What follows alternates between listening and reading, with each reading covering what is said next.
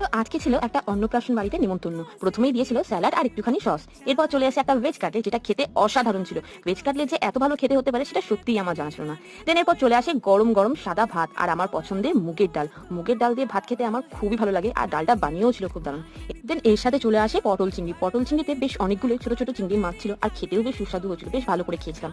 তারপর চলে আসে বেশ মাখো মাখো করে আলু পোস্ত, যেটা দেখে আমার মনটা খুশিতে ভরে উঠলো, কারণ পোস্ত আমার খুব প্রিয়। আর আজকাল অনুষ্ঠান বাড়িতে পোস্ত দেওয়া প্রায় বন্ধই করে দিয়েছে, এখানে দেখে খুব ভালো লাগলো। দেন চলে আসে কাতলা মাছের কালিয়া, আর পাতে পড়েছিল আমার পছন্দের মাছের পেটি। তো কালিয়াটা অসাধারণ রান্না করেছিল, খুব ভালো হয়েছিল খেতে মাছটা। তো এখানে তোমরা দেখতেই পাচ্ছ আমার প্লেট একদম পরিষ্কার, কারণ আমি কোথাও খাবার নষ্ট করি না। তো ওরা এরপর দিয়েছিল আমের চাটনি। আমের চাটনিটা বেশ ভালো ছিল। তো সাথে দিয়েছিল পাঁপড়ও, আর পাঁপড় দিয়ে চাটনি খেতে আমার দারুণ লাগে।